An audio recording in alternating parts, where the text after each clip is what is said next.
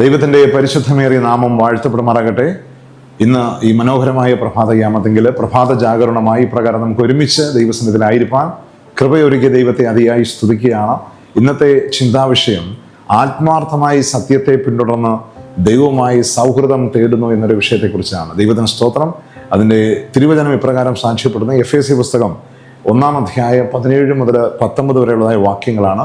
ഇപ്രകാരം വായിക്കപ്പെടുന്നു: നിങ്ങളുടെ ഹൃദയ സൃഷ്ടി പ്രകാശിച്ചിട്ട് അവൻ്റെ വിളിയാലുള്ള ആശ ഇന്നതെന്നും വിശുദ്ധന്മാരിൽ അവൻ്റെ അവൻ്റെ അവകാശത്തിൻ്റെ മഹിമാധനം ഇന്നതെന്നും അവൻ്റെ ബലത്തിൽ വല്ലഭത്വത്തിൻ്റെ വ്യാപാരത്താൽ അവൻ്റെ ശക്തിയുടെ അളവറ്റ വലിപ്പം ഇന്നതെന്നോ നിങ്ങൾ അറിയേണ്ടതിനും പ്രാർത്ഥിക്കുന്നു എന്ന് അപ്പോസ്തലനായ പൗലോസ് എഫേസ്യർക്ക് ലേഖനം ഇപ്രകാരം സാക്ഷ്യപ്പെടുത്തുകയാണ്. ഇന്ന് പ്രഭാതത്തിൽ ദൈവത്തെ അറിയുന്നതിലൂടെ എല്ലാ വിധത്തിലുമുള്ള യഥാർത്ഥ ഒരു വികസനത്തിൻ്റെ അനുഭവം നമ്മിൽ ഉടലെടുക്കും എന്നൊരു വിഷയത്തെക്കുറിച്ചാണ്. ദൈവത്തിന് സ്തോത്രം.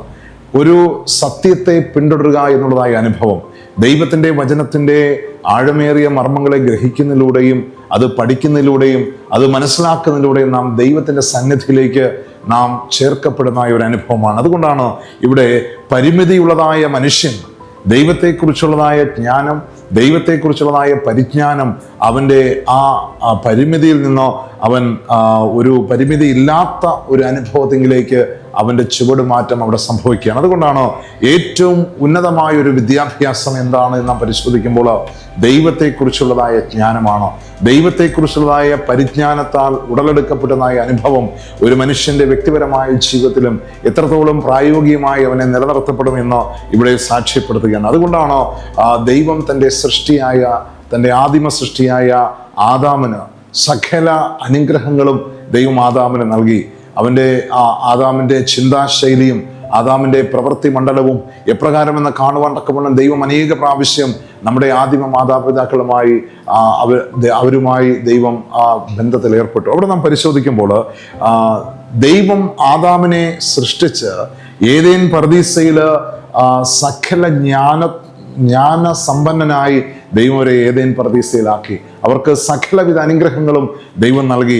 അത് താൽക്കാലികമായിട്ടല്ല, എന്നേക്കും അതവർ പ്രാപിച്ചുകൊണ്ട് ദൈവത്തിൻ്റെതായ സ്വഭാവത്തെ അത് വെളിപ്പെടുത്തിക്കൊണ്ട് മറ്റുള്ളവരെ ക്രിസ്തുവിലേക്ക് ആനയിക്കുക എന്നുള്ള വലിയ ദൗത്യമാണ് ആദാമിന് ദൈവം നൽകിയത്. മാനവജാതി സകലരും ആദാമിലൂടെ അനുഗ്രഹിക്കപ്പെടണം, ആദാമിലൂടെ സകല അവകാശങ്ങളും അവർ പ്രാപിച്ചെടുക്കണം എന്ന ദൈവത്തിൻ്റെ ആ അനന്തമായ സ്നേഹത്തെയാണ് ആദാമും ഹവ്വയും ചെയ്ത പാപത്തിലൂടെ അവർക്ക് നഷ്ടമായി പോയത്. പ്രിയമുള്ളവരെ, ആ പാപത്തിലൂടെ അവർ നഷ്ടപ്പെടുത്തിയത് ദൈവത്തിൻ്റെ പ്രതിച്ഛായ. ഇങ്ങനെ നാം നമ്മുടെ സ്വരൂപത്തിൽ മനുഷ്യനെ സൃഷ്ടിക്കുക. എത്ര ശ്രേഷ്ഠകരമായ ഒരു ദൈവത്തിൻ്റെ ആശയമാണ് ഇവിടെ. തൻ്റെ സ്വരൂപത്തിൽ തൻ്റെതായ ഛായയിൽ ദൈവം മനുഷ്യനെ സൃഷ്ടിച്ച് ഏദേൻ പർദീസയിലാക്കി.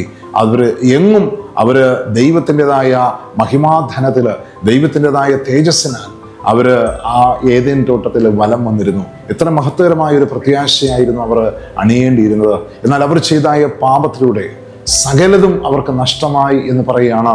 ദൈവത്തെക്കുറിച്ചുള്ളതായ പരിജ്ഞാനത്തിൽ വന്നതായ വീഴ്ചയിലുടനീളം അവർക്ക് ജീവിതത്തെ തന്നെ കൈപ്പേറിയ അനുഭവമായി മാറുകൊണ്ടൊക്കെ ഇടയായി. അതുകൊണ്ടാണ് ആ ദിവ്യമായ ദൈവത്തിൻ്റെ സാദൃശ്യം അവിടെ ആദാമിന് നഷ്ടമായി. പിന്നെ നാം ഓരോ ഭാഗങ്ങളും നാം പരിശോധിക്കുമ്പോൾ മനുഷ്യൻ്റെ വീഴ്ചയുടെ പടവുകൾ അവൻ കയറുകൊണ്ടൊക്കെ തുടങ്ങിയാണ്. എന്താണ്? മനുഷ്യൻ്റെ ശരീരത്തിൻ്റെ ശോഭ നശിച്ചു, അവൻ്റെ ശരീരത്തിൻ്റെ ശക്തി നശിച്ചു, അവൻ്റെ ആയുസ് കുറഞ്ഞു, അവൻ്റെ മാനവിക ശേഷി നഷ്ടപ്പെട്ടു, അവൻ്റെ കാഴ്ചപ്പാട്, ആത്മീയമായ കാഴ്ചപ്പാട് അവന് മങ്ങി, അവൻ മരണത്തിന് വിധേയനായി. എന്നേക്കും ജീവിച്ചിരിക്കേണ്ടതായ മനുഷ്യൻ, പ്രിയമുള്ളവരെ ശ്രദ്ധിച്ചു നോക്കണേ, എന്നേക്കും ജീവിച്ചിരിക്കേണ്ടതായ മനുഷ്യൻ എന്നേക്കുമുള്ള മരണത്തിങ്കിലേക്ക് അവൻ വഴുതി വീണു എന്ന വേദനിക്കുന്ന അനുഭവം. അപ്പോൾ ആത്മീയമായി നാം ക്രിസ്തുവിൻ്റെ പാതയെ പിൻപറ്റുന്നു എങ്കിൽ ക്രിസ്തുവിനെ കുറിച്ചുള്ളതായ അറിവ്, ക്രിസ്തുവിനെ കുറിച്ചുള്ളതായ വിദ്യാഭ്യാസം എത്രത്തോളം പ്രായോഗികമായി നമ്മുടെ ജീവിതത്തിൽ നാം അതിനെ നിലനിർത്തണം എന്നൊരാശയം കൂടെ ഈ വിശുദ്ധ ദിവസത്തിൻ്റെ പ്രഭാതത്തിങ്കിൽ നാം ചിന്തിക്കുകയാണ്. പ്രിയമുള്ളവരെ, ആയതിനാൽ ഇവിടെ പറയുന്നു, നമ്മുടെ ശരീരം, നമ്മുടെ മനസ്സ്, നമ്മുടെ ആത്മാവ് എന്നിവയുടെ വികസനം എന്ത് ചെയ്യുക? അതിനെ ത്വരിതപ്പെടുത്തുക.